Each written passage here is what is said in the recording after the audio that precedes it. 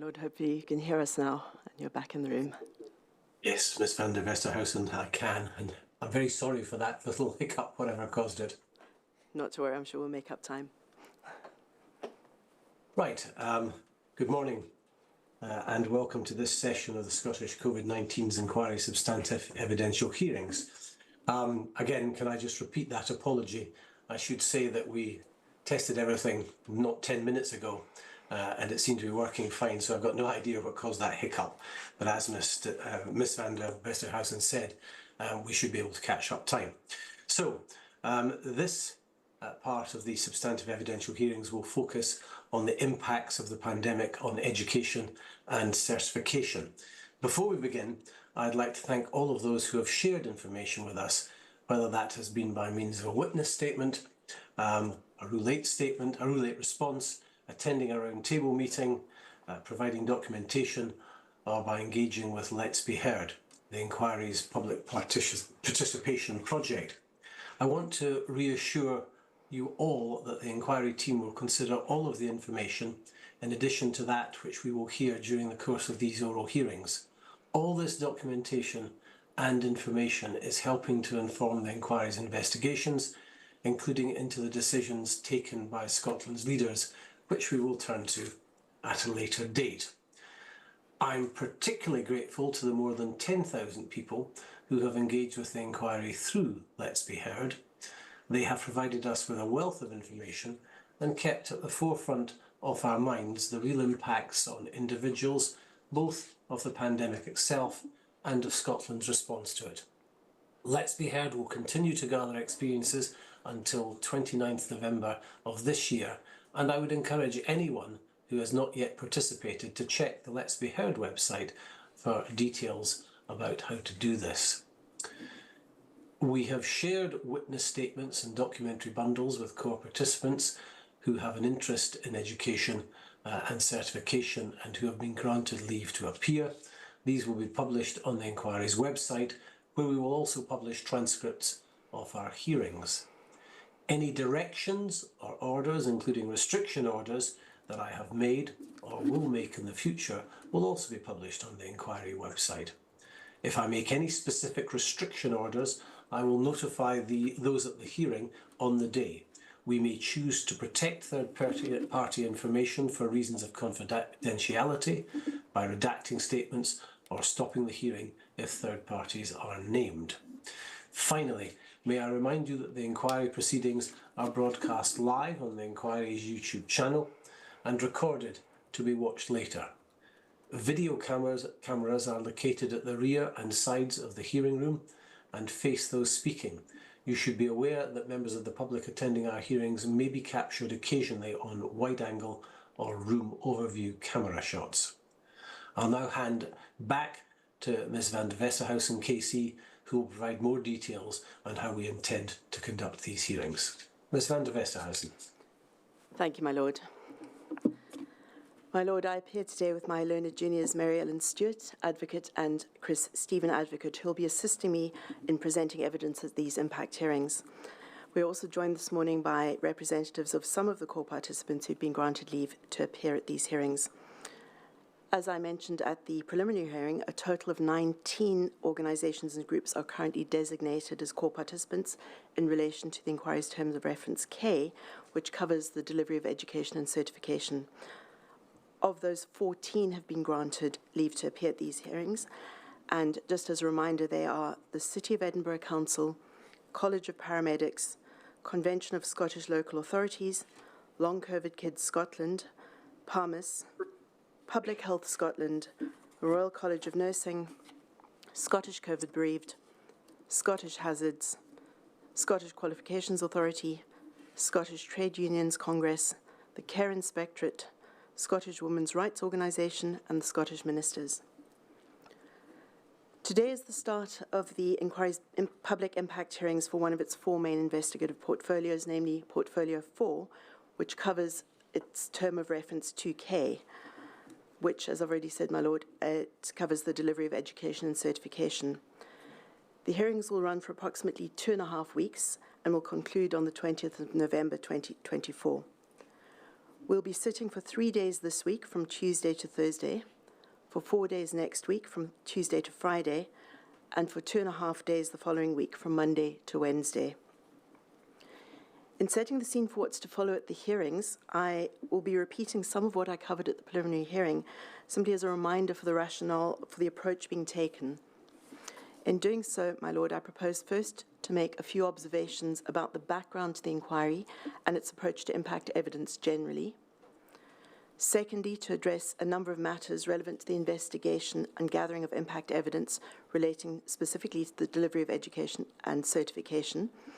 And these will include providing an outline of the scope of Portfolio 4, a reminder of the engagement undertaken and impact evidence already gathered by the Portfolio 4 legal team, and an overview and update of the continuing work of the Inquiries Listening Project, Let's Be Heard. And thirdly, I propose to outline the approach that will be taken to the presentation of evidence at these impact hearings, and in particular provide an overview of the organisations from whom we'll be hearing. Turning first, my Lord, to the inquiry's background and general approach, I will again refer to relevant parts of the inquiry's terms of reference and also outline the inquiry's general approach to impact hearings in order to provide context for the approach that is being taken to the presentation of impact evidence at these hearings. In relation to the terms of reference, the aim of the inquiry is set out in paragraph 1 and is to establish the facts of and to learn lessons from the strategic response to the COVID-19 pandemic in Scotland. Its scope is set out in paragraph 2, and that is to investigate the strategic elements of the handling of the pandemic relating to 12 areas, one of which is the delivery of education and certification. With the exception of pandemic planning, the inquiry's investigations are required to cover the period between 1 January 2020 and 31 December 2022. However, it is recognised that some of the impacts of the decisions to lock down and apply other restrictions continue to be felt today, and we'll be hearing about some of those during the course of these hearings.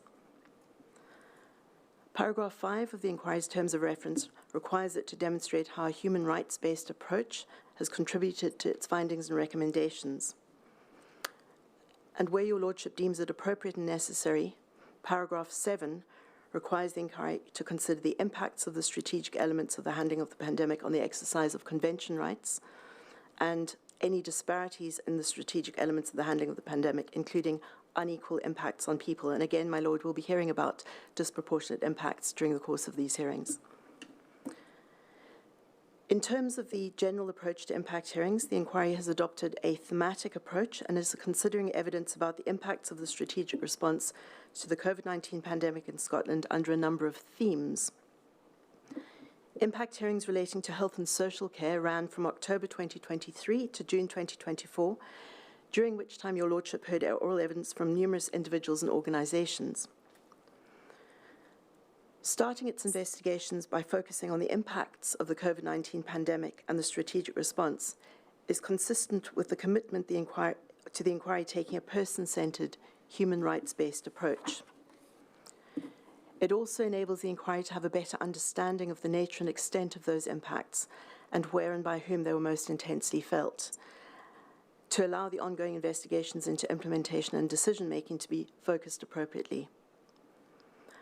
As regards impacts relating to the delivery of education and certification, the portfolio team has engaged largely with organisations, although there has also been, my Lord, direct engagement with individuals.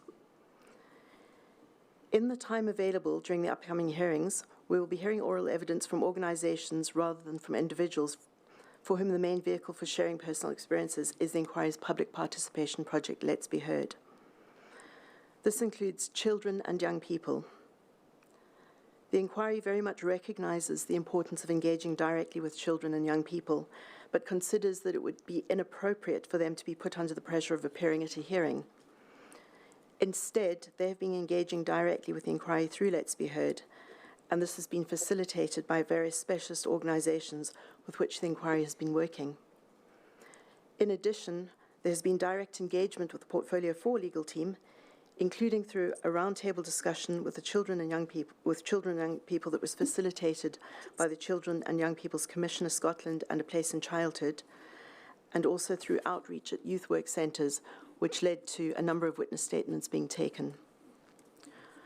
My Lord, as I explained at the preliminary hearing, one of the main reasons for adopting this approach is because the impacts related to the delivery of education and certification are ones that were felt particularly widely across society and affected whole sectors and communities rather than specific groups. Organisations are more likely to have a greater breadth and information about and insight into the extent to which those impacts were experienced, to be able to reflect the collective views of their members and to provide a more comprehensive overview of the relevant impacts and issues experienced. My Lord, I'll now turn to address the three matters relevant to the investigation and gathering of impact evidence, which include the scope of Portfolio 4, the engagement undertaken and impact evidence gathered by the Portfolio team to date, and an overview and update of the continuing work of the Inquiry's Listening Project Let's Be Heard, specifically relevant to the delivery of education and certification. In terms of its scope, Portfolio 4 covers paragraph 2K of the Inquiry's Terms of Reference, which requires the Inquiry to investigate the strategic handlings of the pandemic relating specifically to the delivery of education and certification. In this regard, my Lord, the Inquiry has commissioned a number of academic reports from the University of Edinburgh's Murray House School of Education and Sport, which provides reviews of literature and research relevant to impacts relating to the delivery of education and certification. These are published on the Inquiry's website and include, firstly, a report dated February 2022 that considers the impact of the pandemic on the delivery of education and certification for learners at various stages of education in Scotland and covers schools, colleges, universities and youth work. A subsequent report dated July 2023 that updates the findings of the earlier 2022 report. There's also a report dated July 2023 that builds on the findings of the 2022 report and focuses specifically on three areas, namely, 1, the impact of children and young people's learning and academic progress in general, 2, the known benefits and disadvantages of remote or online learning during the pandemic, and 3, the issue of digital poverty and inequality and the effect on access and outcomes. There's also a report dated July 2023 that considers the impact of school closures and changes to support packages on children and young people with additional support needs. And finally, my Lord, there's a report dated December 2023 that reviews the evidence available on the impacts of the pandemic and the response to it on the education of children under 5 in Scotland. As I said, my Lord, these reports are available on the Inquiry's website.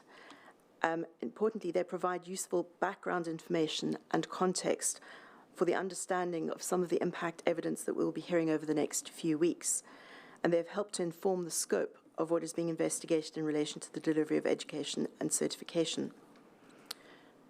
In particular, my Lord, they've informed the 6 key investigative streams within which education and certification is being investigated by the Inquiry, and these cover early learning and childcare, primary and secondary education, additional support for learning, further and higher education, apprenticeships, and youth work. In relation to the Portfolio 4 engagement and evidence, as your Lordship pointed out at the preliminary hearing, oral evidence from witnesses during public hearings is only one way in which the Inquiry can gather evidence. In terms of impact evidence relating to education and certification, the Inquiry's Portfolio 4 team has taken 134 statements and has received 73 responses to requests under Rule 8 of the Inquiry Scotland Rules 2007. It has also held 26 roundtable discussions with various organisations and individuals, including several with children and young people, and has prepared reports of those meetings summarising the key issues and impacts as discussed. Some of those will be referred to during the course of these hearings. These statements, Rule 8 responses and reports have been reviewed and will form the basis of a narrative record of the impact evidence relating to the delivery of education and certification, which will also include evidence heard at the hearings. It will highlight the key impacts and issues that have been identified and is due to be published during the course of 2025. My Lord, the Portfolio team is grateful for all of those who have generously given their time to assist the Inquiry with its investigations to date. As regards Let's Be Heard, as I emphasised at the preliminary hearing, although we will be hearing evidence from organisations rather than from individuals at these impact hearings, the inquiry is nevertheless very interested in hearing about personal experiences of those impacts. Let's Be Heard was set up in order to give everyone affected by the strategic response to the COVID-19 pandemic in Scotland the chance to share their experiences directly with the inquiry. Let's Be Heard has the capacity to gather and collate individual accounts of personal experiences on a scale that the inquiry could not reasonably be able to do through traditional means such as oral evidence, witness statements and Rule 8 responses. During its national engagement period, which ran from May to December 2023, Let's Be Heard gathered experiences from more than 5,400 people from every local authority in Scotland who were able to share their experiences with the inquiry in a variety of ways. This included a bespoke children and young people's response form to which Let's Be Heard received 382 responses. Let's Be Heard published a preliminary report on the early findings in November 2023. During the course of 2024, Let's Be Heard has continued to analyse people's experiences and has adopted a more targeted approach through its focused engagement period, during which it has been working with organisations to hear from more specific groups around particular themes through a range of activities such as surveys, focus groups and workshops. One of those groups with whom Let's Be Heard has been engaging is children and young people. Let's Be Heard continues to be the primary route through which individuals can engage with the inquiry about their personal experiences. Its members are part of the wider inquiry team and have been working closely with the Portfolio 4 legal team in relation to engagement with organisations and individuals regarding the impacts relevant to the delivery of education and certification. As I mentioned at the preliminary hearing, my Lord, as part of its focused engagement, on the 2nd of December 2024, Let's Be Heard launched 3 surveys that are directly relevant to the delivery of education and certification, which were prepared with input from the Portfolio 4 legal team. The Children and Young People Survey for 8 years and above is designed to understand better what the pandemic was like for younger people in Scotland between January 2022 and January 2020 and December 2022, and includes 10 questions, including a number relating specifically to education. To date, 1,180 completed responses have been received to that survey. The other 2 surveys are designed to hear more from education and early learning professionals involved in delivering and supporting education and childcare services in Scotland between 1 January 2020 and 31 December 2022. One of those is the Early Learning and Childcare Survey, which is aimed at early learning practitioners, managers, support staff and childminders. To date, 448 completed surveys have been received. The other is the School Survey, Teachers, School Management and Educational Support Staff, which is aimed at teachers and school staff who are directly involved in children and young people's learning, and in response to which 2,984 completed surveys have been received. As your Lordship mentioned, the 3 surveys are due to close on Friday the 29th of November 2024, so I would again encourage any early learning and school education staff who would like to share their experiences with the inquiry, and as many children and young people as possible who have not yet done so to take part. It's been important for the inquiry through Let's Be Heard to engage with a range of young people facing different sets of circumstances in order to understand better the unequal impacts felt across different societal groups within this young cohort. In total, my Lord, Let's Be Heard has heard directly from over 2,000 children and young people in Scotland from age 5 years to 24 years, and has also engaged with a small number of children under 5 and their families. It has gathered experiences from those attending mainstream primary and secondary school, those attending Gaelic medium schools, children and young people attending dedicated additional support needs schools, young and unpaid carers, young people in residential care and their carers, those who attended hub settings, Black and minority ethnic children and young people, those in island communities, young mothers, civically engaged children and young people, such as those engaged with the Scottish Youth Parliament, young people impacted or at risk of homelessness, and young people living or attending schools in areas affected by multiple deprivation indicators. Their experiences have been gathered through a combination of methods, including response forms received during Let's Be Heard's national and focused engagement phase, in-person information sharing stands at university campuses and contact with 14 student unions, collaborations with the Scottish Youth Parliament, and workshops and experience gathering sessions with children and young people. Let's Be Heard has also heard indirectly about the experiences of children and young people through its engagement with 3,600 education, early years and childcare professionals, parents, carers and guardians, and that's also been through a combination of workshops, discussion groups and online surveys.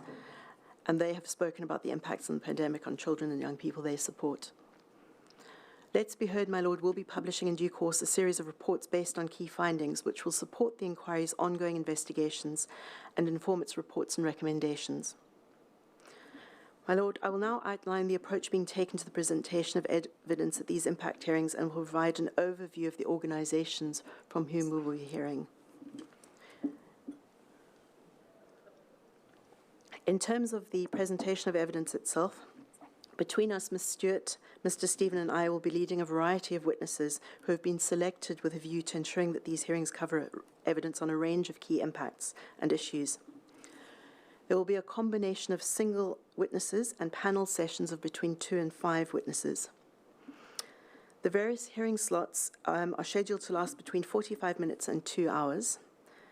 As things have worked out, in order to accommodate breaks for the stenographer, there will be a 15-minute break between each witness slot. If we finish a particular witness a bit earlier, that break may be slightly longer.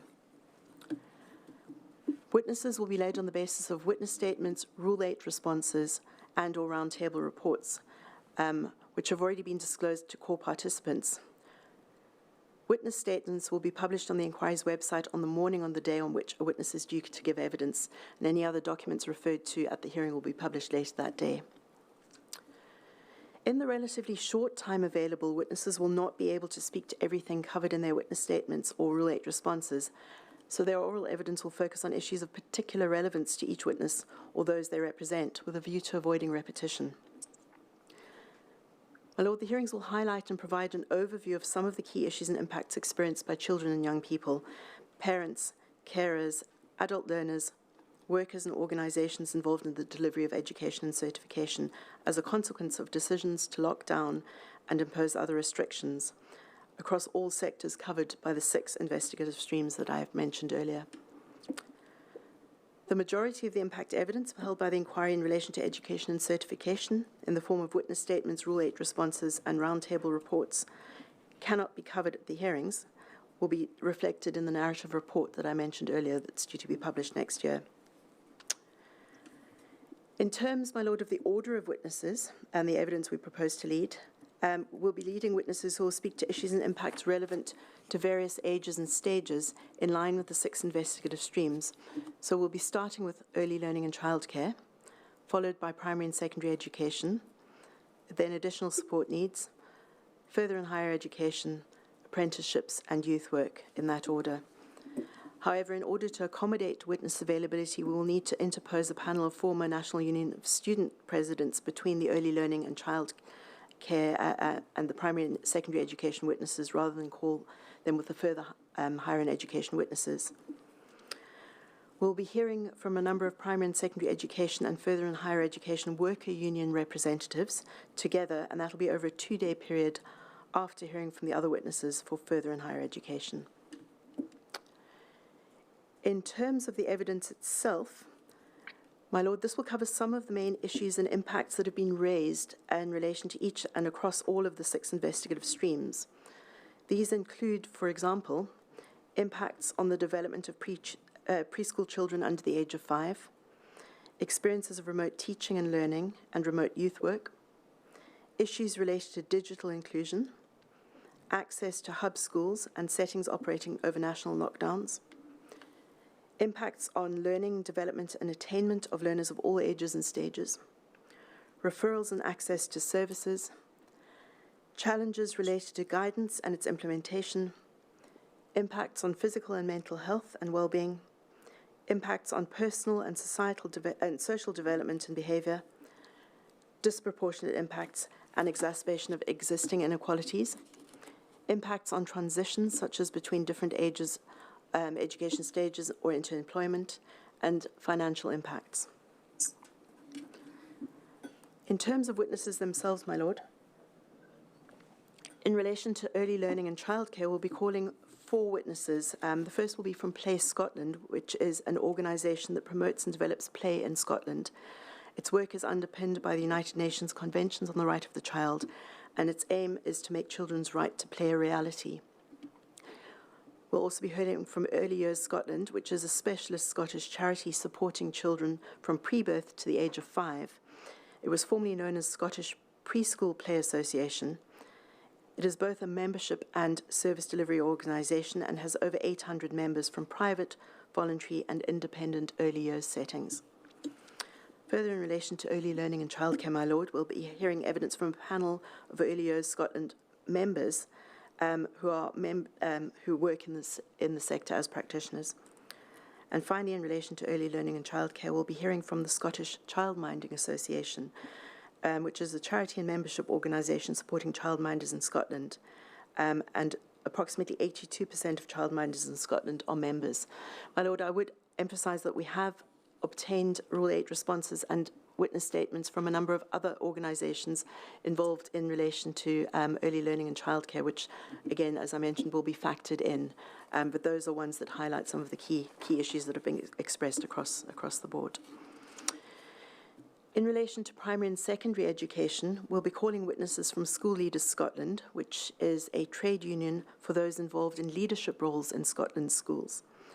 The current membership is over 1,000 head teachers, deputy head teachers, principal teachers, faculty heads and business managers. We'll also be hearing from eSchool, which is Scotland's national digital education provider, which offers e-learning to pupils across the country and also provides online study classes.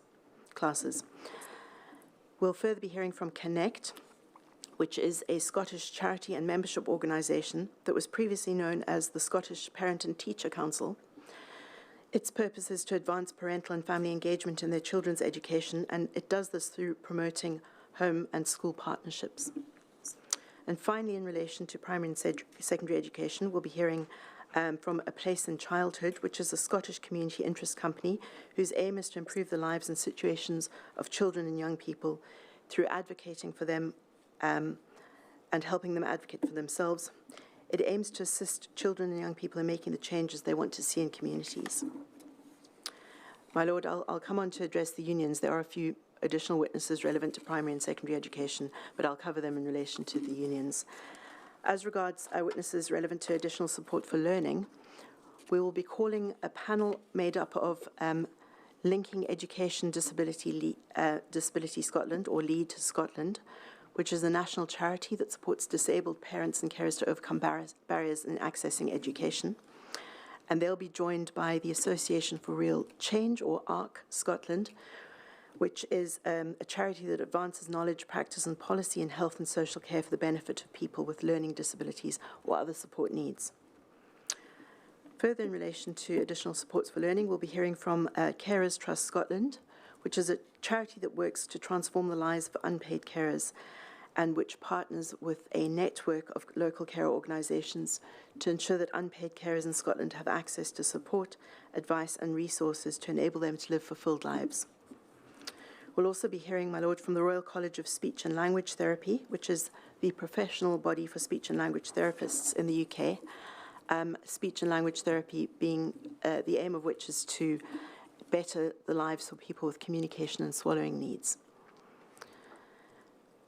We'll, in addition, be hearing from the Scottish Sensory Centre, which is based at Murray House School of Education at the University of Edinburgh.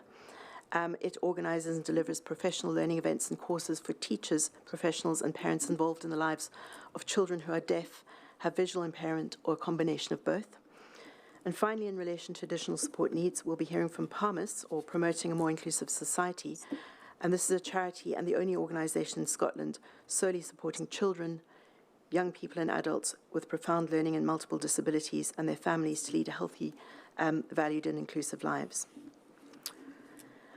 As regards further and higher education, my Lord, we will be holding panel sessions with firstly 4 of Scotland's colleges. Those are Ayrshire College, Glasgow College, Clyde College, University of Highlands and Islands Hebrides, and South Lanarkshire College.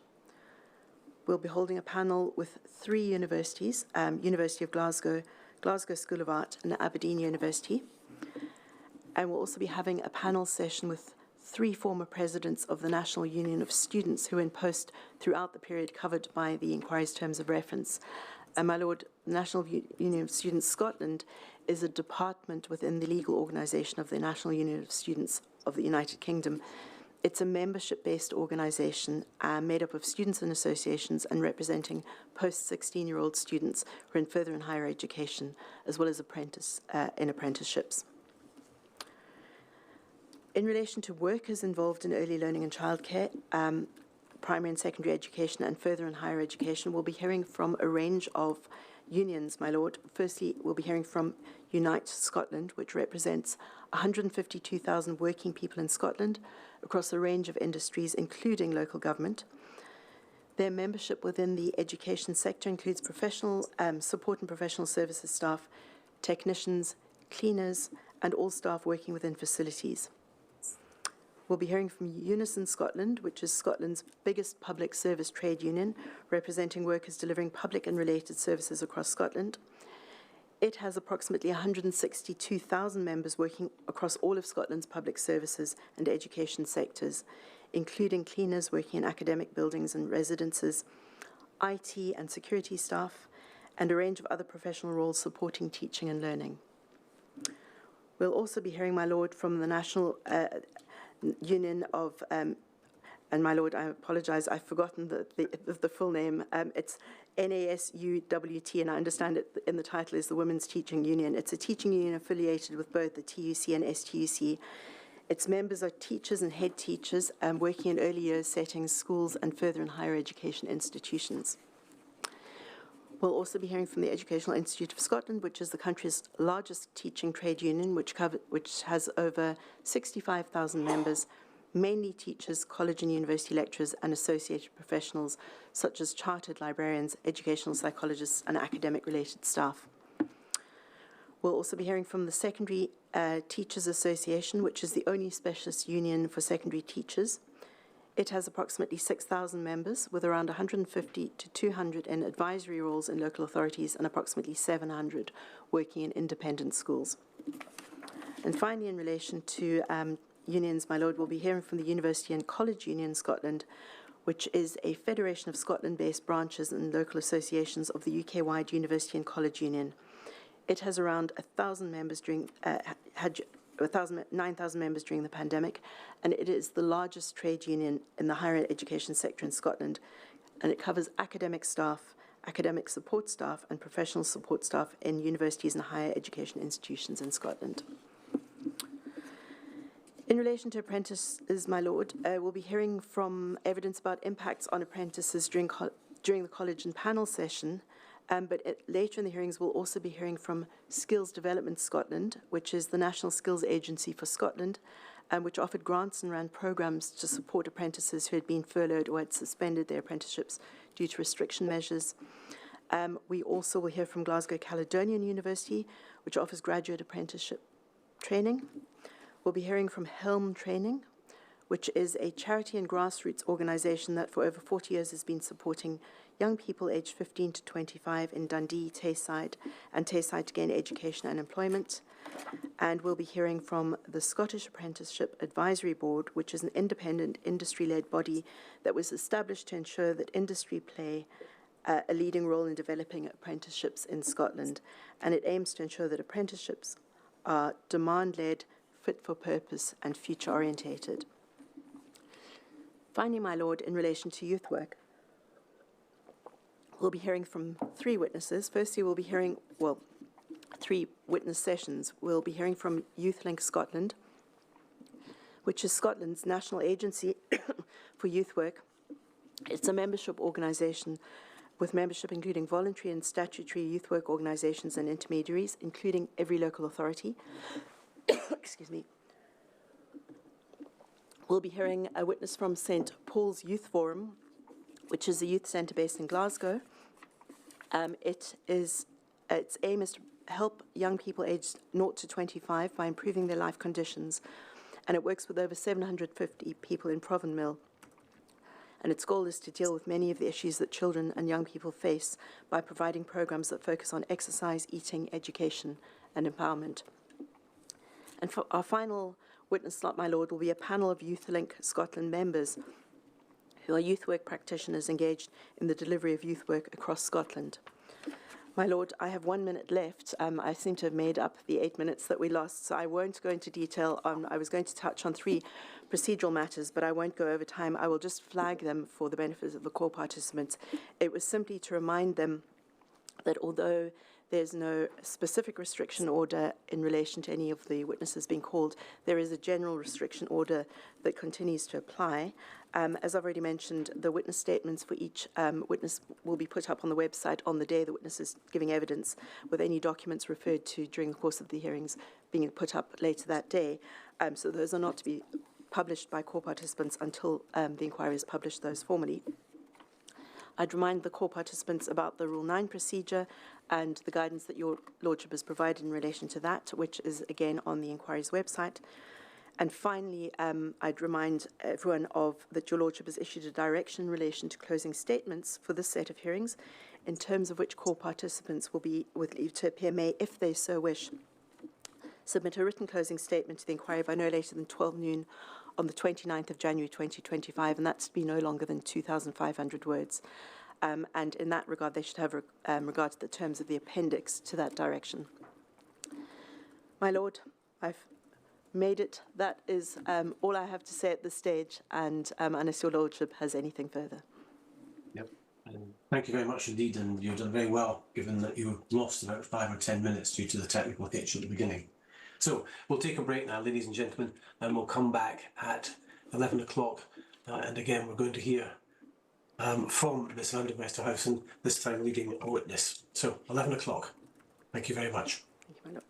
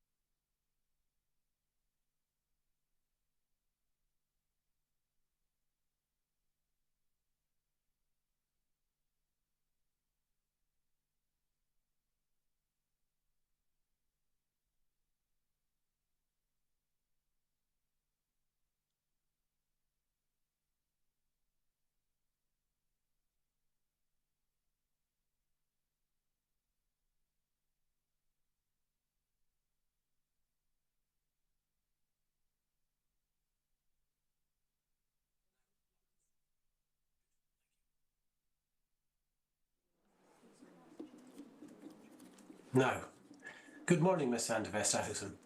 If you're ready, could we have your first witness, please? Thank you, my lord.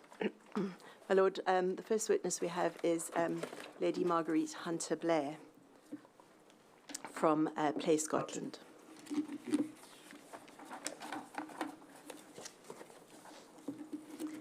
Lady Hunter-Blair, please could you give your full names? Okay. Marguerite Catherine Hunter-Blair. And you've provided a witness statement to the inquiry. I have.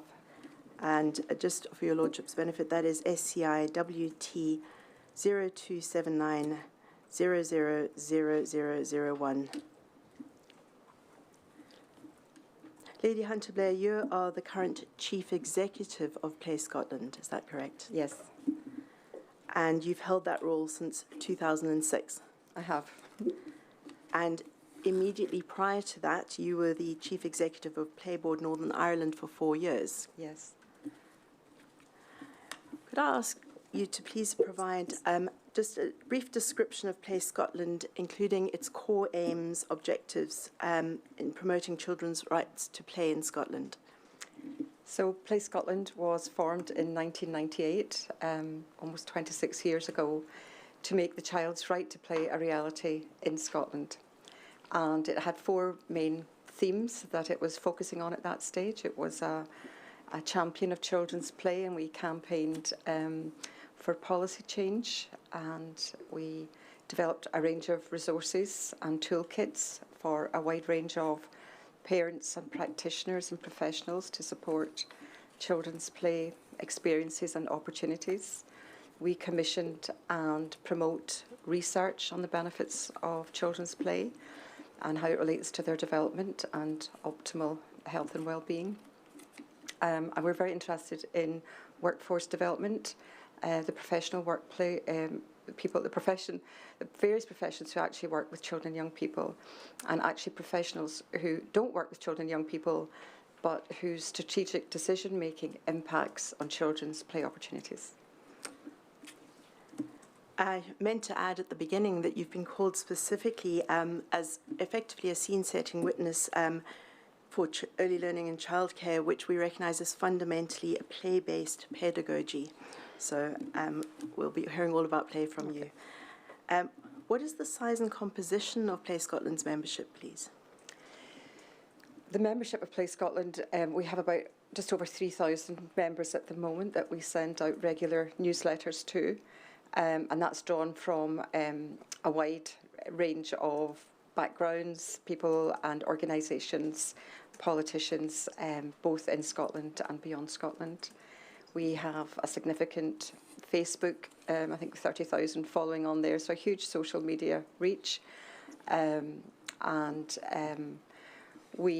website, I suppose, is the biggest resource, and we have, I think, on average 800 page downloads every single day of the year. And we do a Play Well podcast series, and I think the average there is about 200 listens per month. Sometimes it's up, sometimes it's down. So with lots of different ways that we try to reach out to engage with people who are interested in play, whether they're parents, practitioners, professionals, students, or people interested in setting up similar organisations in other countries.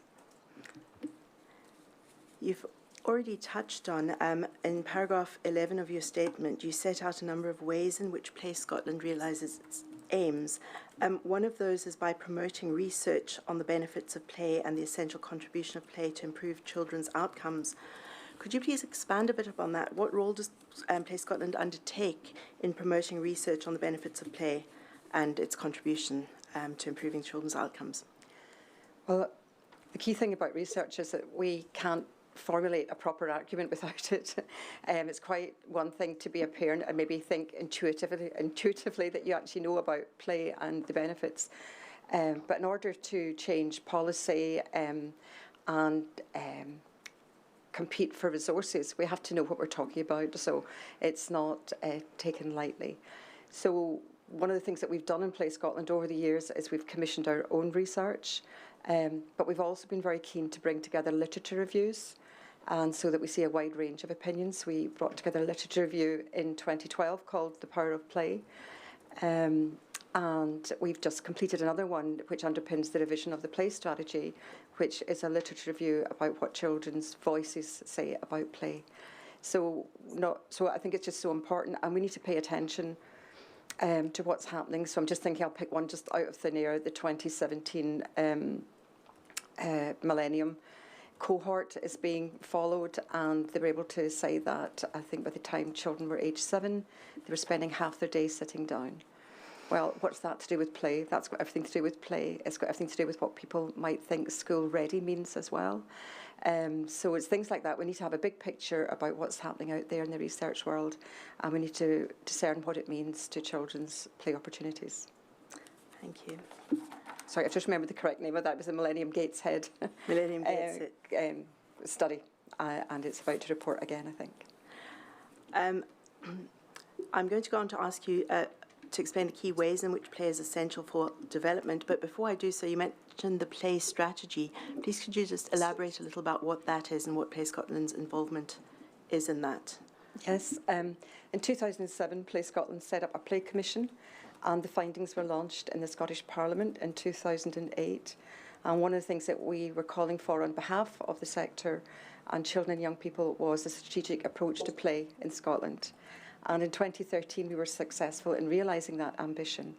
So Scotland has a play strategy at the moment. It has 4 key domains: play at home, play in early learning, childcare and schools, play in the community, and positive actions for play. The main aim of the play strategy is that every child experiences life-enhancing, everyday play opportunities.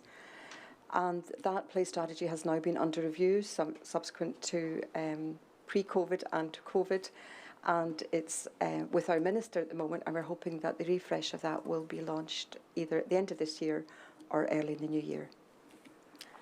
Thank you. Then, following on from the explanation there of the engagement in relation to research, could I ask you to go on and explain the key ways in which play is essential for the healthy development and well-being of preschool children, both immediately and for in the long run, and why it's essential to maintain that? So play, as I often say, is a very serious business, and it's lovely and quite delightful to see children play, but there's a very serious business going on. Oh, if I could ask you to pause just briefly, Sorry, Lady Hunter-Blair, I think we might have lost His Lordship.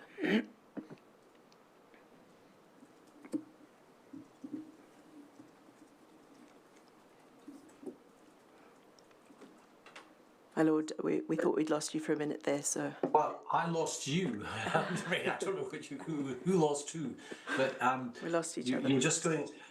Lady Hunter-Blair was just going on to talk a little bit about play strategy, was a question that she was put to her, and then she froze, and I'm afraid. I'm sorry, Lady Hunter-Blair. Sorry, I didn't notice you, my Lord, so you might have missed a little bit of the answer.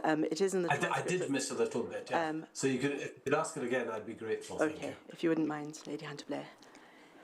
So Play Scotland had called for a play strategy back in 2008, and in 2013 Scotland's play strategy vision and action plan was launched, and it covers 4 key domains.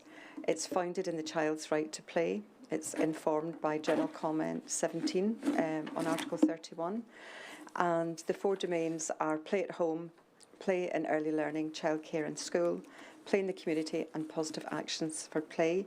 And the main ambition is that every child, and that's not 80% or 96%, that's 100% of children in Scotland, get to experience life-enhancing play opportunities every day.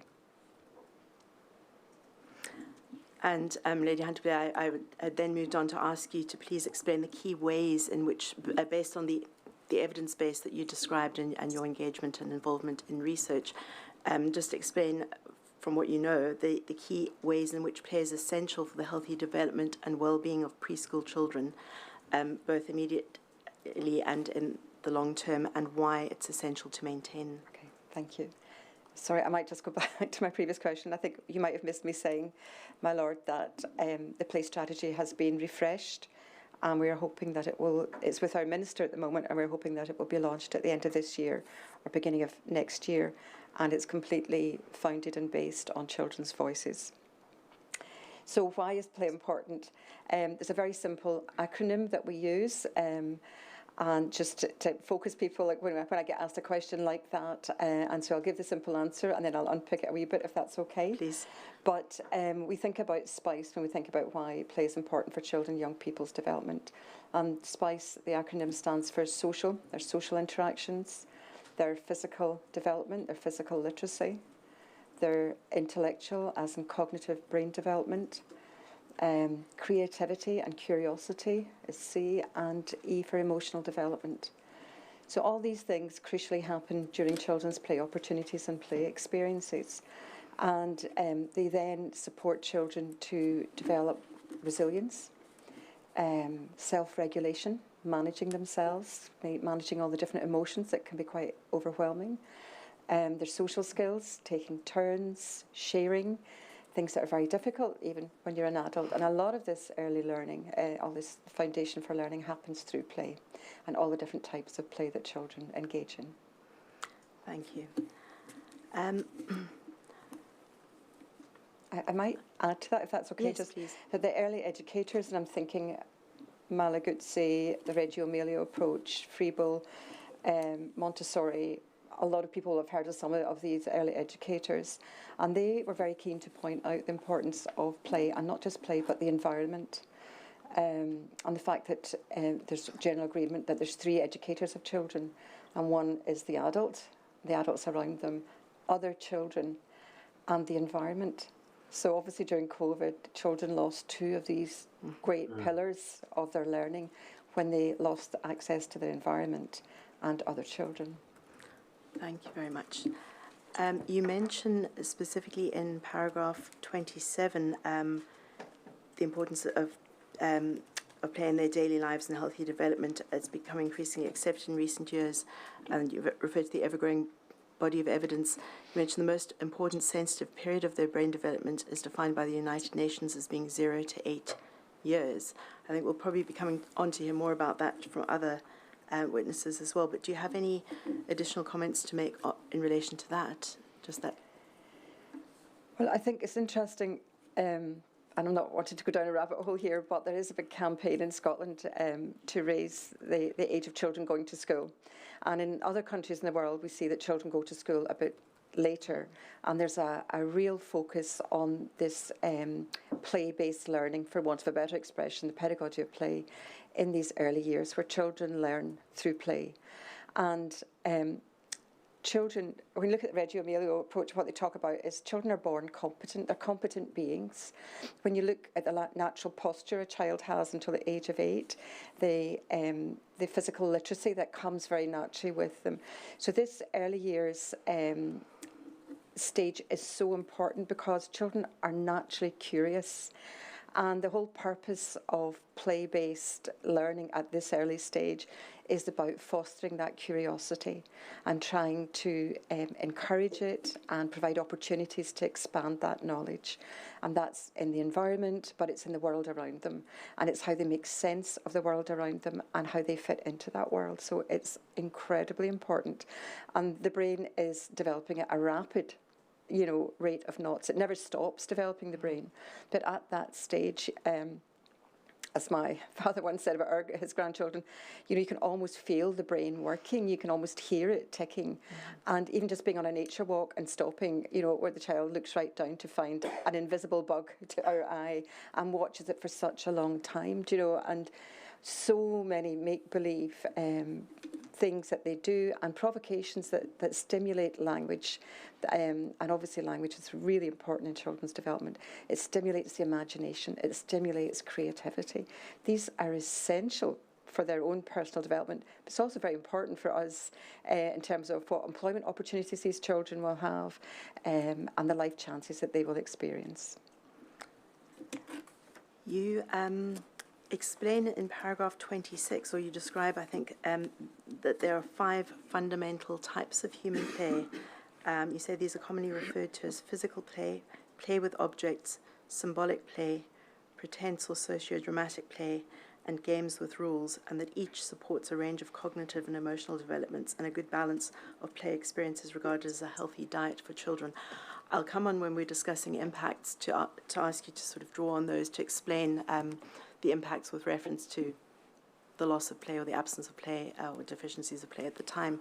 But if I could ask you just to explain a bit more about, in paragraph 17, you refer to a play types toolkit that Play Scotland developed. What is that and how is that used? So the Play Types toolkit draws on someone called Bob Hughes' taxonomy of play types, and he identified 16 different types of play. And the different versions of play that you've just outlined derive from Professor David Whitbread, sadly no longer with us, and Bob Hughes the same. And it was quite interesting when the two gentlemen met at a conference in Scotland where they compared their notes as to how they had derived the different types of play, and they agreed that actually they were both in agreement with what had happened and how they had described them. So the purpose of Play Scotland getting involved in this was to, I think sometimes when we talk about children, we talk about a monolith, but of course there's communities of children we're really thinking about. And the same about play. We don't just think of play, but some people do just talk about, oh, they're out to play, or, yeah, the kids need to play. And we actually saw this during lockdown, you know, when some local authorities, I noticed in England, in press releases, not anything against England, by the way, they would say, oh, the playground has to shut for X reason. I know it's good for children to run off, let off steam. Do you know, that just so doesn't get why play is so important for children and young people. So the Play Types toolkit was pulled together with teachers in mind, but a wider audience as well for communities. And what we're saying is it's really important that children get opportunities to experience the broadest range of play opportunities, not just outdoor play, whatever that might be, or indoor play, but to try and go through the different types of play and the impact that has on their development. And we mapped it against something called GIRFIC, Getting It Right for Every Child, and the Shanari Wellbeing Indicators. And really at the heart of all of it is what the Scottish Government is very keen on, is the best start for every child. And we were mapping all these different play types and experiences and opportunities and what they might look like in the school day and how you might be able to provide that. We mapped that then against the Curriculum for Excellence. So that made it easier for teachers who have a lot to get through in terms of delivering Curriculum for Excellence to see how these different types of play fitted into what they had to get through in the school day and how play contributed to their delivery of the curriculum. And it's the biggest download we still have. Every 6 months I do a report to government. I go through the analytics that people pull together, and there's easily 2,500 downloads of this document on a 6-monthly basis, not just in Scotland but around the world. Thank you. The inquiry has commissioned a number of academic reports, and one of them is on the impact of the pandemic on the delivery of education to children under 5. And that paper referred to the fact that young children's learning is fundamentally play-based and shaped by their environments, relationships, physical movements and spaces for sensorial stimulations, as you've described as well. And that report also noted that the closure of early learning and childcare settings during the pandemic impacted especially on the ways in which children in the early years learn by restricting their access to high-quality play environments and opportunities. So just bearing in mind the 7 types of play and the play toolkit, could I ask you what types of play spaces and settings in Scotland offer the best opportunities for high quality play? Well, in Scotland over the past few decades we've seen a huge improvement in the offer for children's play in early learning in early years and with childminders and in nursery provision. And I think there's a much greater understanding of the importance of outdoor play. So while a lot of provision now has outdoor play, which is really important because I think it's 1 in 3 families in Scotland live in flats, and some of those families may well have access to private gardens, but a lot of them don't. It's really important to get this opportunity to play outdoors. I just checked with colleagues yesterday. I think there's 48 registered outdoor play providers now in Scotland where it's a completely outdoor play offer. So we've come a long way, and so outdoor play is something that's really important. It's so important that children get brought together in settings when they're young. Playing with each other is very important. That social interaction is huge. Playing slightly outside of your age range as well is good. It helps to bring children on. It maybe gives them confidence As you know, we don't go on to work in our age range, so it's very important that we understand how to socialise and get on with other people. But what's really important is when you see children coming into an early years provision, and they'll all come in at different stages of development, but there can be up to 5 months, perhaps more, difference in development, and that could be in language development, it could be in independent mobility, it could be in going to toilet training. So there can be a gap immediately on entry to these places, and the fact that there is so much rich stimulation across, whether it's to do with fine motor skills, whether it's to do with gross motor skills, whether it's sensory stimulation, physical literacy, so many different ways to stimulate the curiosity and encourage the child to learn, and through their own learning and their own play. It's very hard to get that in any household, never mind in households who maybe haven't got access to resources that they can spend on play. So it's really important that this wide range is offered. And obviously we have a very skilled workforce at play as well. And parents aren't that skilled workforce, instinctively parents can do their best. Maybe grandparents do a bit better because they have more time. But actually, this is a very skilled workforce that we have. And they're very good at encouraging children to learn for themselves, by themselves, and to cooperate and collaborate with each other. And I think that's something that they do need a lot of stimulation to achieve. And I would suggest that it's very difficult in any home environment to have that. But it's particularly important for children from more vulnerable backgrounds, and those that General Comment 17 tell us that we need to pay particular attention to. And just in relation to those settings, you mentioned specifically outdoor. Some of what you touched on there, obviously not only outdoor, but would you be able to comment on formal and informal types of settings as well? Because we've obviously in Scotland have book bugs, we have various sensory organisations that, with sensory play. Are you able to elaborate and just link it back to the types of play that were mentioned and what? Yes, I mean, a lot of play can be make-believe, it can be pretend. We saw a lot during COVID, children, and I saw this in Northern Ireland when I was working there, in areas of conflict, where children play out what's going on around them to try and make sense of it. So when Professor Helen Dodd and others had called for parents to tell them about how children's play had varied during COVID, you would see children covering up their dollies or their teddy bears' mouths with sellotape to replicate the masks. You heard of games where if there was coloured balls, the red ball would be the COVID virus, and it was to try and splat it.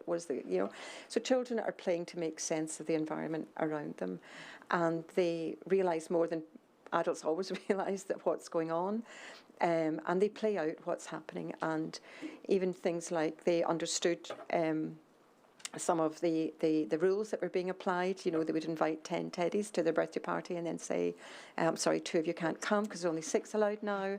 And if you don't take this medicine, you'll die. Children are very matter of fact and black and white about this. And it can actually be quite alarming for parents to see sometimes. But they do play out and they do understand. So in the early years settings, you will have dressing up. Lots of different dressing up opportunities. Yes, you'll have sensory stimulation. You'll have lots of opportunities to go outside in all weathers. There will be different, the weather gear to go outside. There'll be that experience of nature and the elements in nature, which are very important. And children need to learn to be cautious about high winds, about strong rain, about the cold. So there's lots of these experiences that go on in the nursery setting. And a wealth of opportunities of things to play with. And there could be wooden toys, there might be plastic toys, and just such a range. And obviously there'll be the standard pots and pans and wooden spoons, the go-to, that every child loves to play with. And a lot of these things, like playground equipment, are played for the purposes for which they're designed, for a short space of time. But anyone watching children play realise that doesn't happen for very long. And then they very quickly modify what's there to fit in with the games that they want to create and the rules that they want to make about how they're going to play. And you've already touched on children who might benefit. Are there any particular groups of children, in addition to the ones you've mentioned, who might benefit from this? I think there is, and we have a lot of children in different communities in Scotland. I'm thinking of asylum seekers' children, I'm thinking of disabled children, I'm thinking migrants, ethnic minority children. A lot of families, particularly during COVID, it was very obvious, didn't have the support networks that we assume are in place. And also because some families nowadays don't stay in this, well, a lot of families don't stay in the same communities for the rest of their life. So these support networks are very important, and I know from being a parent myself and my daughter being a parent that very quickly the parents of your children's friends at nursery and school become your friendship group as well. So these things are really important, and I know other colleagues in projects, I'm thinking of Lickety Spit, which is a drama-led organisation, were able to reach out to these communities that aren't well connected in the community to start off with, and we're able to offer them a lot of drama play opportunities online. And for a lot of communities that they were working with, they would have said they had no other connection to the outside world. They didn't understand a lot of what was going on, so that was an opportunity then to ask the drama play teachers really what was going on, what was happening, and what this meant for them. So I feel that the play sector played an inordinate important role at this stage to help connect communities. But I'm also thinking speech development for boys can sometimes be more delayed, I'm not saying only for boys. Girls play, I think a report came out only in October there suggesting that by the time girls are 2, they play out less often than boys. So a lot of these things, yes, the research catches up with some of the things that we feel we know intuitively, but these opportunities that children get to play in formal settings are very important, and they get informal play opportunities in these settings. And then in the after-school experience, there's what we call the informal, unregulated sector, where some of the staff there might have not formal early years qualifications. They'll have playwork qualifications, and they might have specific skills like circus skills, drama, as I've mentioned. So it won't just be the more curriculum-based qualification that you might see in early years. Thank you. I think I'll come back to Play Scotland's role during the pandemic, because you've already touched on the review of the Play Scotland's review of the Scotland's play strategy, and you've touched on in your witness statement a number of projects delivered by Play Scotland, in particular the Get Into Summer programme. So if we have time, I'll move on to discuss some of the impacts and then come back to touch on that if we can. But there were 2 that I just wanted to ask you about before we look at impacts. You mentioned in paragraphs 47 to 48 the Playful Schools project and the involvement of loose parts play to promote mental health and well-being, and also the feedback that you had on that project. Would you mind elaborating a little bit about what was that part of the other initiatives, or was that a standalone? This was a standalone project that we secured the Scottish Government's Wellbeing Fund to deliver, and we worked with delivery partners Scrap Antics in Dundee, and that's interesting because they're a scrap store. They've got lots of skills. They're not formal qualified in early years, for example, or in play work, but a very dynamic organisation. And we worked with them, and they went into various, at that stage it was hubs that were being provided for essential workers. Children had to go to these hubs. And what was happening was really born out of ignorance that we all had at the start. Was a lot of children went along and they sat indoors and they weren't even given anything to play with because that could be dangerous. How would you clean it? If you touched it, somebody else might touch it. So a lot of us really didn't understand what was going on and what was possible and wasn't possible. So the default was nothing was possible. And so we set up this loose parts project in Dundee. And because Scrap Antics have this massive scrap store, they just brought along lots of loose parts, and they developed a pilot project, and children were brought outside to play and helped to build various play structures and take part in various activities.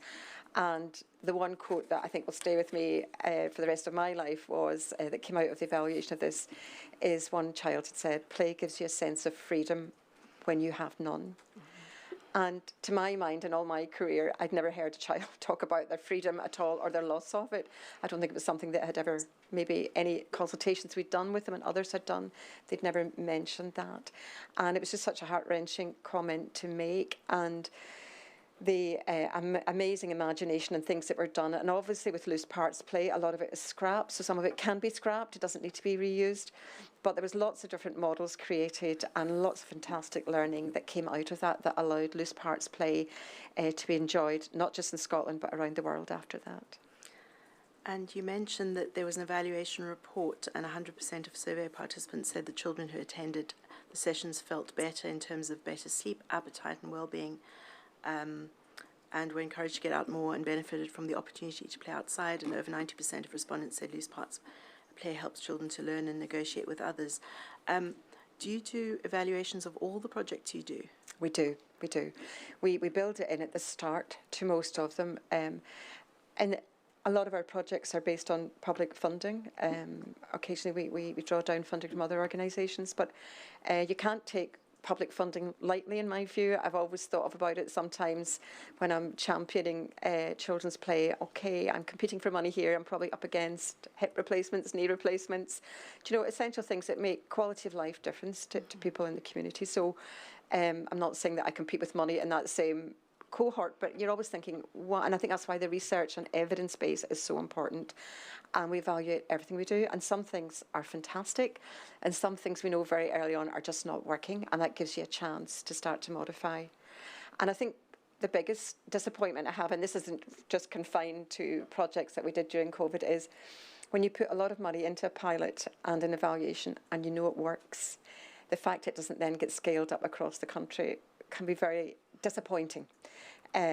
But for example, in Dundee, we had a fantastic project there, which was really focusing on the transition from early years into P1. I was just about to ask you about that. Yes, we will be hearing a fair bit about the importance of transition. So I was going to ask you to elaborate on that. That was the Playwell project, is that correct? It was, and that was Dundee City Council and ourselves working there. And if I could ask you, sorry, Lady Hunter-Blair, before, just if you could elaborate a little bit about the importance of transitions and the rationale for having this project. Yes.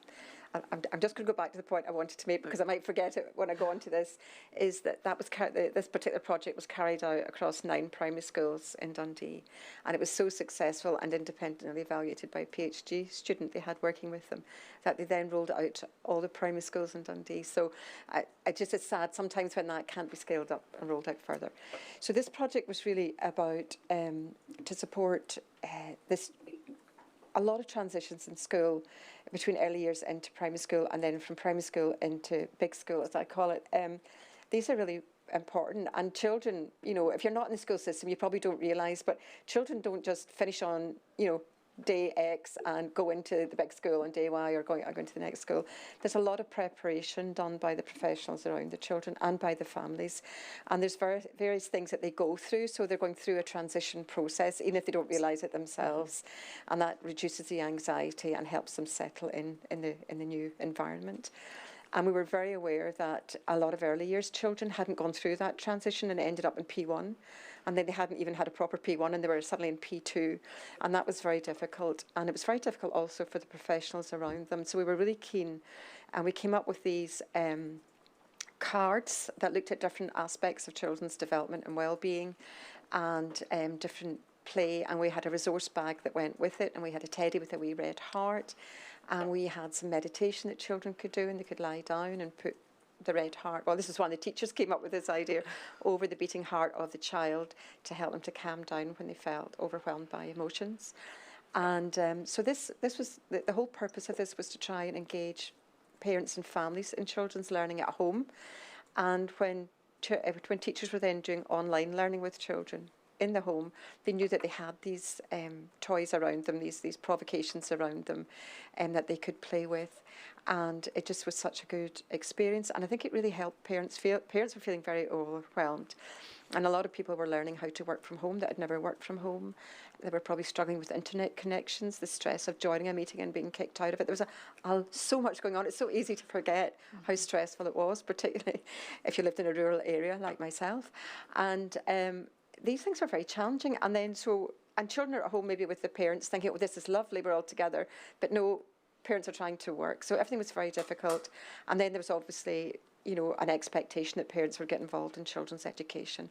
And for some parents, I'm sure they loved that and were really good at it. For others, it just didn't come naturally.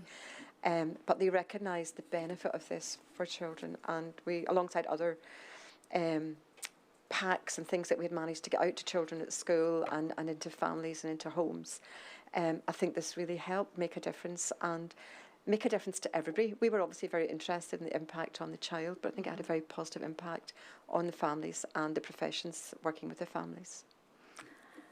Thank you. In terms of, before looking at the impacts that you list, there was one other aspect of your work during the pandemic that I'd like to ask you about. You referred to your work in engaging with the Scottish Government through a working group on guidance for the unregulated childcare sector. Are these what are otherwise known as informal settings? Yes. So, yes. So would you please give a few examples of what they might include, and then elaborate on what that engagement involved and what concerns you had? Okay. So formal provision is regulated. So if you have a formal out-of-school setting and preschool setting, then you're required to register that setting, and the workers are required to register with what we call the SSC, which is the Scottish Social Services Council, and that is what we call the regulated sector. And then, unfortunately, we have something called the unregulated sector, which is not the Wild West that it might suggest, but it tends to be the informal play provision, where we tend to have people in there with a wide range of backgrounds and skills. We've talked about scrap antics there. We've talked about people that have drama, circus skills, play workers. And because a lot of the play work offer is less than a certain time in the day, then it doesn't have the same requirement to register. But these providers do abide by the regulations. They're not required to regulate, but they do abide by some of the ratios and the health and safety requirements for buildings, the health and safety requirements if you take children outside. So it's a bit unfortunate, the name, and we've just never come up with a better name. But it was really important. So some of there wasn't guidance specifically written for them because they didn't fall under the formal terms and structures. And these settings were the ones that were possibly providing the most important play opportunities for children in terms of outdoor play and, I hesitate to say the most important, but a range of play opportunities. And so it was really important that they could understand, and that's where the loose parts piloting came in as to what is it you can do, what does the hygiene look like in these settings now? What does loose parts play look like? What are the loose parts that we're recommending maybe that you bring in and use? What are ones that we're maybe not recommending that you use at this point in time? And so it was a range of recommendations. And the sector, to be fair, was crying out for it. You know, when it sounds like unregulated, you probably think, oh, they don't want regulated. That's not the case.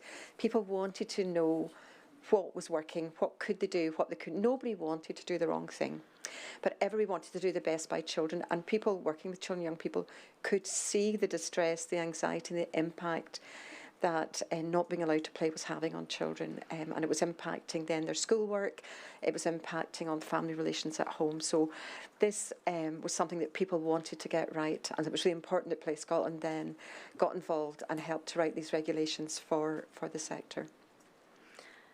You mentioned one in paragraph 60, you highlighted children's well-being, including mental health, would be negatively affected. You said play opportunities being limited by views on risk and not balanced by an understanding of the essential benefits of play. Is that where you stepped in to assist with the regulations? Well, yes. So one of the things that was very helpful during COVID, I think for a lot of organisations, was the networks that we were already plugged into. So Play Scotland was plugged into Children Scotland's strategic policy forum. But Play Scotland is also plugged into the Play Safety Forum, the UK Play Safety Forum, and the UK Children's Play Policy Forum. And the boards that we've had over the years, the boards, governance boards of Play Scotland, has had a lot of researchers and academics on those boards, and that creates its own network that you have. So we were liaising with all our networks and with all our researchers, and the Place Safety Forum, Professor David Ball, who's Professor of Risk Management at Middlesex University, with others had written a paper for a number of papers for the Place Safety Forum. And we were really concerned that we talk about risk-benefit or benefit-risk, where you kind of assess what are the benefits of allowing children to play in playgrounds, for example, against what are the risks that are happening to them. So these papers were being published. Professor Helen Dodd and others had published a paper that talked about the impact of social isolation on children and young people, and their conclusion that I found very interesting was that it wasn't the severity of the social isolation that was the big issue, it was the duration.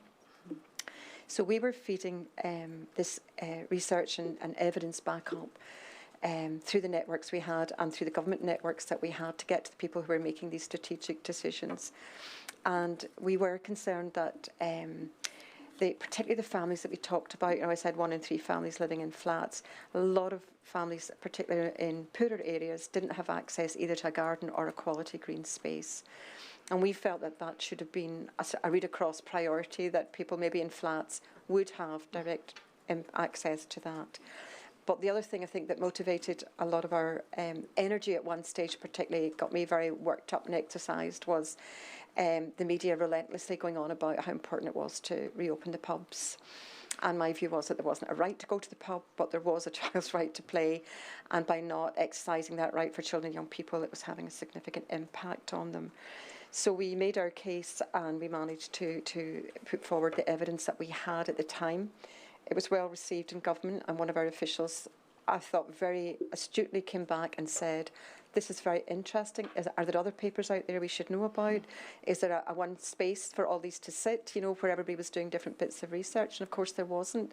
It was just about trying to identify where this evidence was, bring it together, and then try and get it to the right people who were making the decisions. And in Scotland, we were very pleased that we were the first of the nations to reopen our playgrounds, and that children under 12 didn't have the restrictions placed on them that previously they'd had. They were allowed to play freely. And there was a recognition in statements by the First Minister that children's play was important. So we felt we had stepped up to the mark and done our job rather than wringing our hands and complaining, which is very easy to do. But I think it proved to us how important these networks were in terms of bringing together evidence, research, and making sure it gets the people that are making strategic decisions that impact on children's opportunities for play.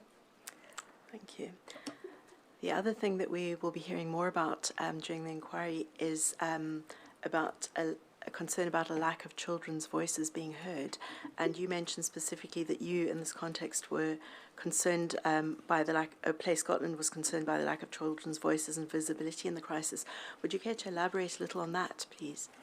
Yes, I think when we were evaluating the loose parts play one was a good example that I gave. Children were so articulate and understanding, and I think it was difficult enough for some of the adults to get their head around what was going on. But actually, children were very astute. They obviously observe, they pay attention, and no one was really asking them about how it was happening, what effect it was having on them, and what they might have thought the solutions were, because children are very solution focused. And in my experience of consulting with them, they're never asking for anything that adults don't want. They like clean environments. They don't like dog poo. They don't like glass in the playground. They're not. They like light. They like the place tidied up. So they like more green planting. So it's really important that children's voices, because obviously Article 12 of the United Nations Convention on the Rights of the Child says that children should be engaged with and their voices taken into consideration appropriate to their stage and range of development and understanding. So we had carried out a review of the play strategy in a COVID context, and the government asked us actually, and I think might give a small piece of money to listen to what children had to say about the recommendations that adults were coming forward with. And that was fascinating, and we produced a report, and I know that was widely circulated in government, and some of the comments that children were making were heartbreaking, and they were actually what a lot of us were feeling, but possibly weren't able to articulate, but they missed fun, friends, family and freedom. And it really was quite heartbreaking. They really missed the social clubs that they went to.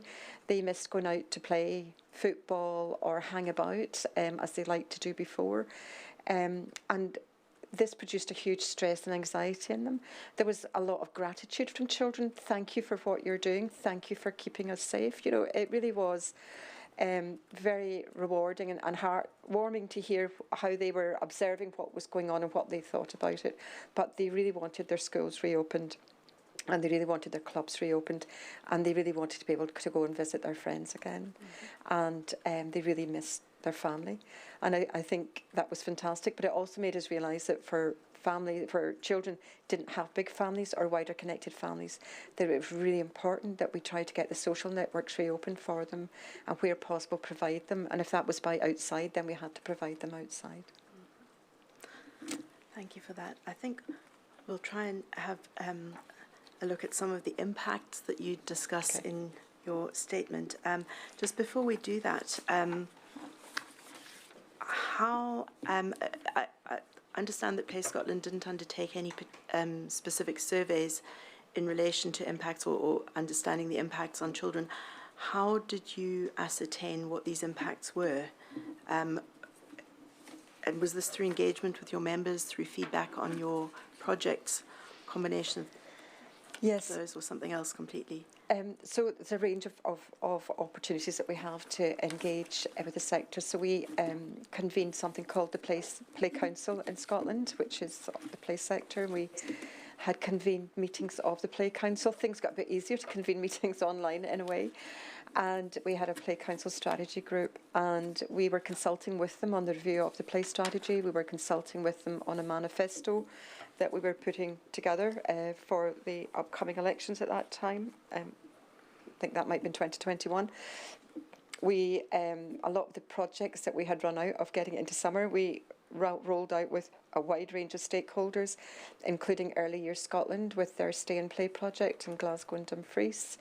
And staff that I now have in Play Scotland worked directly in the sector at that time. So it didn't take long for us all to understand what the impacts were and what the impacts were on children and young people and on their families. And it was really important that we tried to bring that together. And we had pulled together a manifesto for play from the 10 key national children's organisations in Scotland, and it was really important when we looked at making recommendations to government in the review of the play strategy going forward, that it was things that made a difference to children and young people's lives. So it wasn't just about, you know, infrastructure or things like that. Children wanted to have a say in things going forward. I think they said so many times, we want more play and better play. And I think when some of them had started to look around, and a lot of the parents started to look around what the play offer was in their area, some people might have been quietly impressed. I think a lot of people weren't. And they started to realise that this was not fit for purpose, and that children's play had to improve, and that they had to have more say in how that was done. And this was sitting alongside a piece of legislation that had happened in 2019, where Play Scotland had led a campaign to have play sufficiency and children's participation duties in the Planning Act, and there was consultation going on around that, and something called National Planning Framework 4, which is a bit of a mouthful, but we had to unpick that and explain it to the children's sector, and then ask children to have a view on it. So there was a lot of consulting going on with children and young people at that stage, and I think it came from a very informed position. I think it was over 1,000 children and young people responded to some of these consultations, which were record highs, because they had seen what happened when their play was taken away, and they had lots of very good ideas of what they thought should happen going forward, and if it ever should happen again. So I think we captured a lot of that learning, and we discerned a lot of the impact then from that. Thank you. You cover a number of impacts, and I'm not sure we'll have time to cover them all. You cover the ability to play generally, social and emotional development, language and communication, impacts on personal skills, motor skills, and disproportionately impacted children. So I'd just like to touch on a few of those, but if I could perhaps ask you just to elaborate a bit on the impact on the specific impact that the COVID-19 pandemic and associated restrictions had on children's ability to play and engage in social interactions within early learning and childcare settings. And you discuss that starting at paragraph 69, and you talk about, in your statement, children shifting towards more solitary play, delaying their progression. You talk about restrictions to small isolated bubbles within hubs later when they return to settings. So if I could just ask you just to elaborate a bit on that impact on the ability to play, please, more in a general sense. Yeah, I think this happened during COVID, and I think it was hard to break down after COVID. But I think the whole direction of travel in nurseries had changed. Obviously, there was a preoccupation, necessarily so, with hygiene and cleanliness, and what could be played with and what couldn't be played with, and bubbles and how many should be in a bubble and who could be in a bubble. And that had led to children's playing in more solitary groups. I think there's a very high level of anxiety among children and young people. And I think there was clear indication, slightly related to this, that language development was slow as well. So when children can't communicate, it's very difficult. And when they're playing in quite managed situations, that's quite difficult as well, because children usually run about and do lots of different things, and the people that they're playing with changes very quickly. If you think about it, they may be playing with 2 or 3 people doing something, the attention span goes, or they see something brighter and bigger, or the door opens and they're out. So there's a lot of that goes on at nursery, and that's the level that they're at. But suddenly they were in a very confined, constrained, managed environment, and that was at odds with what some of them had been used to. For some children, that's what they came into and got very used to and found very hard to undo. I think a lot of staff who quite rightly took, the health and safety and the sanitising and everything very seriously, still had a big preoccupation with cleanliness even afterwards, and not getting dirty.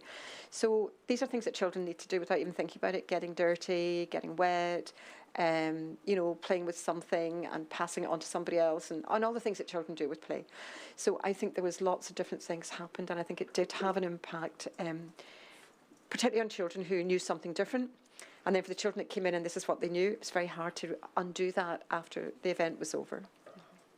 Thank you. And you mentioned language and communication, and you've got something on that at paragraph 65. You note that staff observed significant delays in the development of children's language and communication skills due to reduced opportunities for socialisation and interaction. Are you able to elaborate a bit on that, please? Well, just to say that even before COVID, I think a lot of us knew anecdotally that there was concerns about, there was a lot of things happening pre-COVID. In Scotland we had children who, Professor John McKendrick had carried out a study for us in 2017 for the 4 Nations for Play Day called The Transformation of Play, and he had noticed this move away in the last 30 years from outdoor play, informal play, that children were moving indoors, more sedentary. What he called it opportunities, for risk competence were diminishing. Children in Scotland were becoming increasingly overweight. So we knew a lot about language development. Language development was very poor. You would have seen a lot of signs outside schools saying, greet your child with a smile, not a mobile. And so there was lots of discussion and thought going into, and research going into why children's language development was being delayed. Was it they weren't being spoken to directly? Was it because there was more screen time by the adult, not as well as the child? So a lot of things we were thinking about a lot of things at that stage. And so then moving forward into the COVID environment, then this language delay became even more pronounced, speech and language delay, and increased anxiety, which we'd already seen, mental health concerns. I think we were thinking back in 2017, 2018, 2019, I think maybe 10% of children and young people were being identified with mental health issues at that stage. During COVID, we could start to see this all increasing. So those in the sector talking in different forums, meeting up occasionally. And so anecdotally and experientially, people were saying this is actually getting worse. And I think Public Health Scotland has just brought out a report in October there, suggesting that this differential is increasing. And that COVID has played. So it was there before, COVID has played a role, but it still seems to be increasing. So I think it's something to be very concerned about. Thank you. Related to that, or partially related to that, you talk in paragraph 66 about the impact on personal skills, and you note that staff observed that the pandemic restrictions affected the development of essential personal skills and hygiene practices in preschool children, which are typically acquired through playful learning. Could you please elaborate a bit upon how these skills are usually acquired and how this was affected? Well, I think a lot of skills and behaviours that are taught through different ways. Do you know what I'm thinking? Through nursery rhymes, through repetition, through singing, through copying what other people are doing, through slightly competitive behaviours, getting stars for doing this, getting rewards, and collaboration and cooperation, and children do emulate and copy what other children are doing. So if you've got a slightly older cohort, they're really good at brushing their teeth, and we're wanting the young ones to pay attention, and it's really important to do that. So a lot of things that is done in a very playful way to pick up these skills. I'm thinking of fine motor skills where children play with Play-Doh. I know I've talked on that earlier on, and other things. And messy play and just textures and everything, lots of things that children get to experience. And that the skilled practitioners introduce at different times and reinforce. A lot of these things either stopped altogether or didn't happen very much. And so a lot of these learned behaviours, which actually are essential going forward, haven't been established and have been very quick. A bit like I was saying, for the children that maybe knew some of that before, they might be able to pick it up quite easily. But for children who didn't know that before, sometimes it's quite hard, because this growth period that we talk about in the brain between 0 and 8 is massive. And by the time they get to school, and remember, some children come out of early learning straight into P2 almost, yes, into P1, through the door and into the next door. They didn't get a lot of this, and the teachers had enough to be worrying about in some ways, I would suggest, in terms of trying to teach cohorts that hadn't come through the normal transition phases, who'd missed out on key elements of their blocks of learning and their play opportunities more than anything else. It was very challenging then. So some of these things can't then be done. I'm not saying they're not expected to happen in the school day, but I don't know how a teacher would fit that in as well. So in a way, being school ready traditionally would have been able to sit down, tie your shoelaces. It probably would have meant going to the toilet and brushing your teeth and other things as well. But a lot of these practices, as says here, couldn't happen as much as they did have, so that embedded learning didn't happen. And you touched on there, when you were discussing personal skills, on motor skills, and in paragraph 67 to 68, you explained that limitations on outdoor space and playtime significantly impacted on children's gross and fine motor skill development. Could you please provide a little bit more detail on the ways in which their physical development was affected and why? And I think you've mentioned Play-Doh already, but if you could elaborate a little bit on the play types that would develop motor skills. Yes, I mean, and I think just to add to what you're saying there, I think even when schools went back, quite often children weren't allowed out to play, So it wasn't just that this happened then in early years, it continued on into the school environment. But yet children, some of the things we talk about are rough and tumble play, locomotor play, children hanging out of trees, standing on one leg, working out their balance, deliberately letting themselves fall over. If we didn't let children fall over, they would never learn to walk. So children need to be able to balance, throw themselves about, really manage their own bodies. This happens in the environment, whether they're running about using soft play, and you'll see children playing a game, and deliberately letting themselves fall or throw themselves on the ground.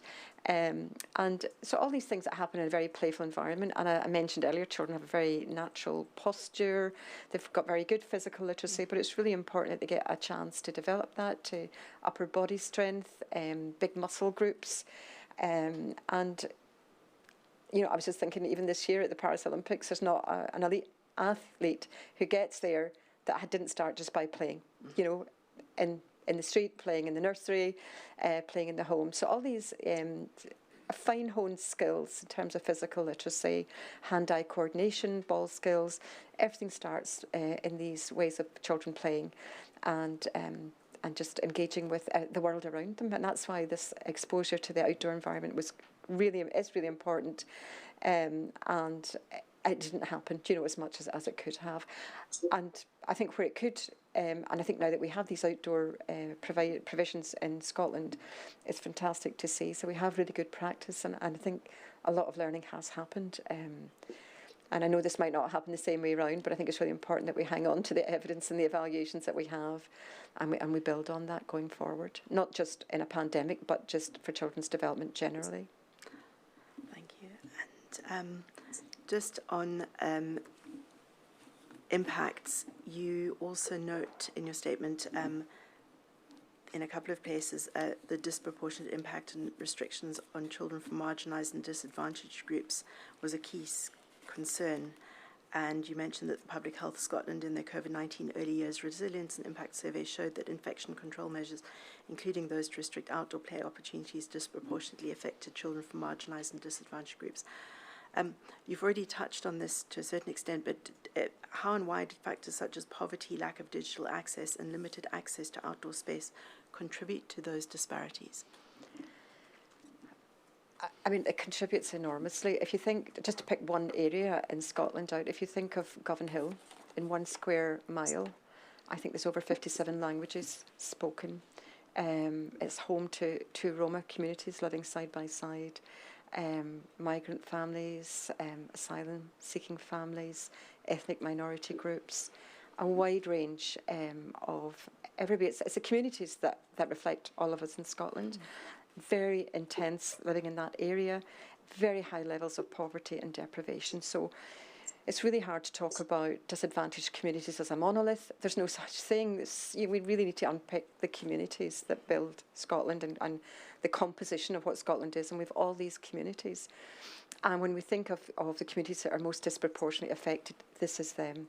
If you then look at General Comment 17, where they say we need to pay particular attention to disabled children, to play for girls and other groups, then we realise that these groups who maybe had less play opportunities to begin with were obviously going to be even more adversely impacted going through a crisis like this.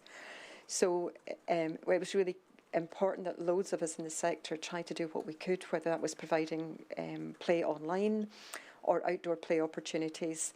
For some of people, that was trying to get tablets to them, electronic devices, because that was their connection to the world, and that was how they made sense of what was going on round about them.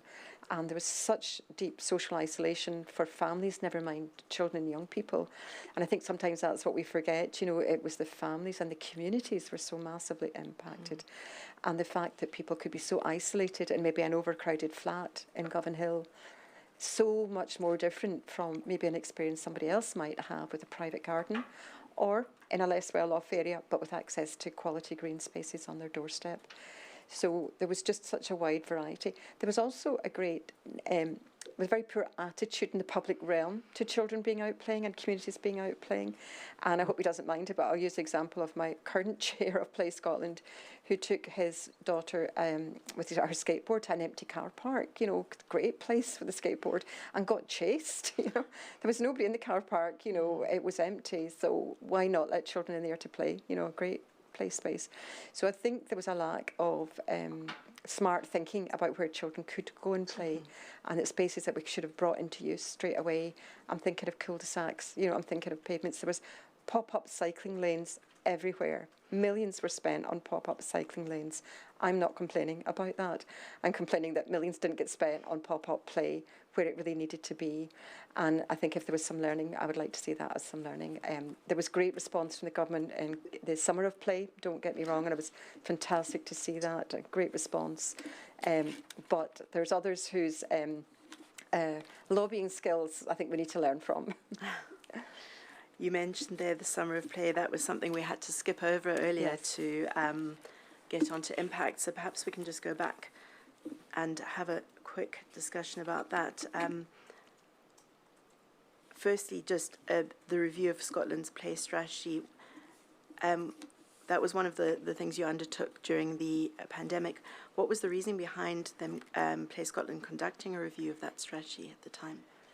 So the play strategy had been launched in 2013, and the Scottish Government had worked with us and given us some funding to review the play strategy in 2019. And we were getting ready to launch that version of it in 2020. The government had a new fund they were going to announce, and Play Scotland had been working on a new 5-year strategy for ourselves. And then came the pandemic in March, and that was all put on hold. And some of the recommendations that we were wanting to make from the review of the play strategy, and actually some of the learning of what was really important in that review was we had been looking at what had really worked and what had improved in the previous 7 years. So we turned to that immediately to see what was working, what could we build on, and then we were asked to conduct a review under the COVID. We decided to conduct a review then under a COVID-19 lens to build on that learning. And then the government asked us to take our findings to children and young people to see what they thought about that. And that was that consultation. And that was a consultation where the children clearly told us that they missed their freedom, their fun, their families and their friends. And while they were full of gratitude for what we did, they really were asking to be able to allow to go out and play again. And then we're almost at the end of our time, but I will ask you briefly just to provide, you touched on it in your statement, but just a brief overview of the projects and initiatives that Play Scotland developed and delivered as part of the Scottish Government's Get Into Summer programme and what it was aiming to achieve. And then I'll ask you just after that what some of the key learnings or successes from those projects were that you think could be applied more broadly to support children's play in the future.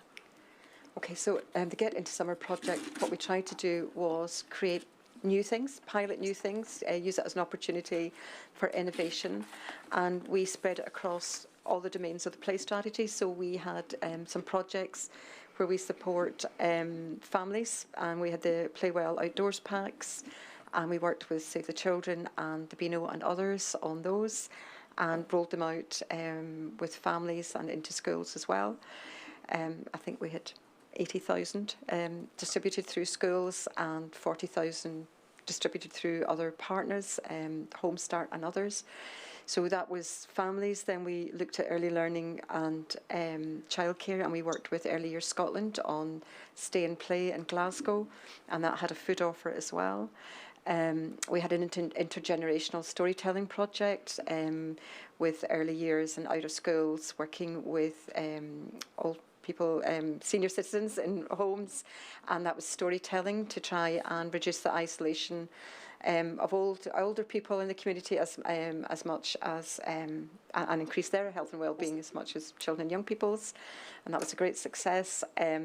Then we had our loose parts play in schools. I can't just remember them all now off by heart, and then we had play in the community. So we did a pop-up play, and we had publications came out of that as to what pop-up play might look like in our streets and communities. And what had worked and what hadn't worked. And a lot of that was piloted up in Dundee and Aberdeen. So we tried to cover the whole of Scotland. We had things going on. I think we had pop-up play going on in Shetland as well. So we tried to look at borders, Highlands and Islands, all of Scotland, and then the full age range as well. And just in terms of the lessons learned from that and taking them forward, and were there any positive lessons, the key learnings and successes that you think could be applied in future? I think we learned a lot about what works. I think we learned a lot about how important intergenerational approaches to play are. And I think we did a lot of piloting, a lot of evaluating. I think a lot of those things could have been scaled up, still should be scaled up across Scotland. And I think what was really important for us was the importance of partnership. I think we worked with between 42 and 60 partners directly to deliver a lot of these things. I think it's recognising and looking around to see who's got the skills. We can't all be good at everything, but know what's out there. So the partnerships and networks, circles of influence became incredibly important, and I suspect going forward are going to be increasingly more important, and that we all have a role to play, and particular professionals who play possibly has nothing to do with the day job. Their strategic decision making can have a huge impact on children's experiences and opportunities for play, and it's really important that we are able to reach out and touch them. I think a lot of things that worked could have been rolled out and benefited children across Scotland. I know a lot of what we did benefited children around the world, which was good. And some people didn't wait, to be for local authorities to introduce things, that the community groups did it for themselves. So we were also, I think we won an award for one of the projects with the International Play Association as well, and we were allowed to present around the world on that project. So a lot of good was able to be done. We couldn't have done it alone, and we certainly couldn't have done it without the voice of children and young people telling us what it was they wanted, and without the researchers and the evidence keeping us right about what the impact was, what they could see happening on the ground, what needed to change and how we needed to change it. And we were fortunate that the government was receptive to that, and that they recognised the value of play, particularly for under 12s, and allowed that the restrictions on that to be lifted very early on.